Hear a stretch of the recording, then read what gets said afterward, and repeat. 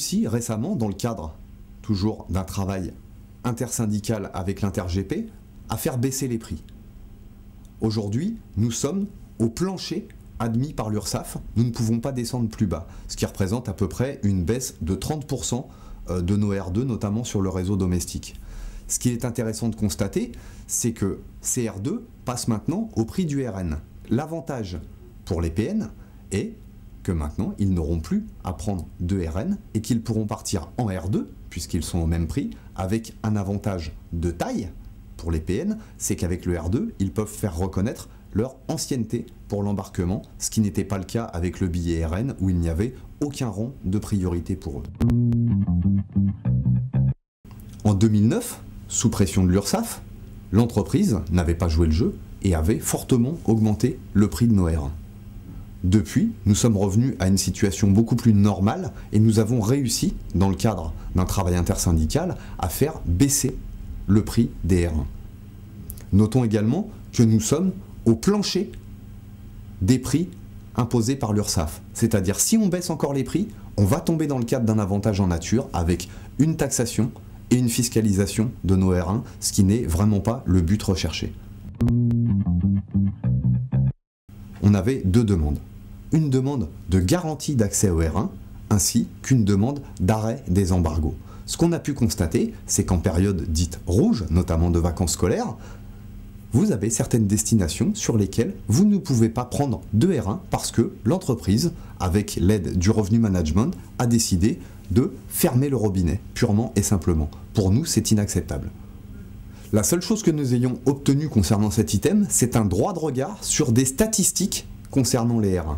Alors c'est pas la panacée, mais ça va quand même pouvoir nous aider à nous rendre compte de ce qui se passe dans les différentes escales concernant le R1, combien ont été débarqués, combien n'ont pas pu embarquer, etc.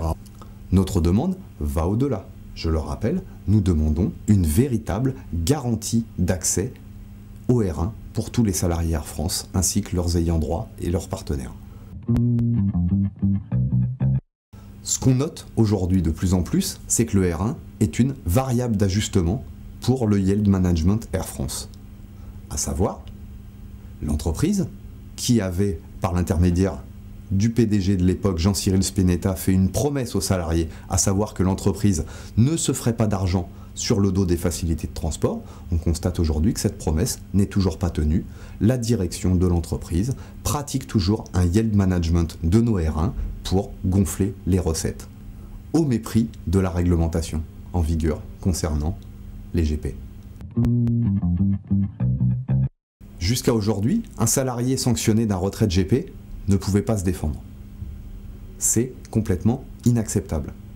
À partir d'aujourd'hui, la direction met en place un comité de vigilance et de recours pour qu'un salarié puisse exposer sa défense. Pour la CGT, ça va dans le bon sens, mais ce n'est pas suffisant. Nous, ce qu'on demande, c'est une véritable instance paritaire où on puisse défendre des dossiers de salariés sanctionnés d'un retrait de GP, ne serait-ce que pour pouvoir exposer une défense et opposer des arguments contraires aux reproches et aux sanctions imposées par la direction.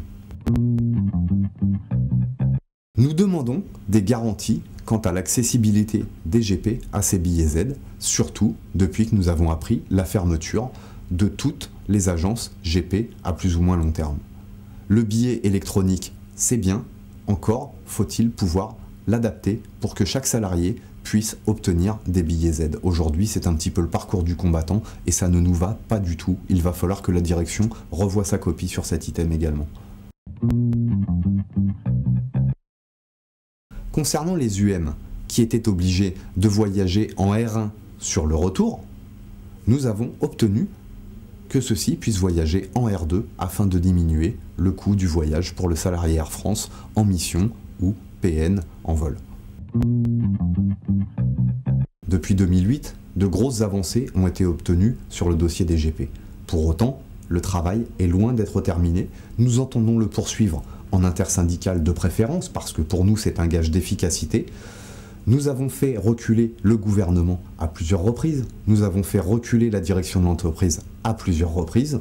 Il convient de continuer d'avancer groupé pour garantir, pérenniser et améliorer l'utilisation au quotidien de nos GP pour l'ensemble des salariés Air France, de leurs ayants droit et de leurs partenaires.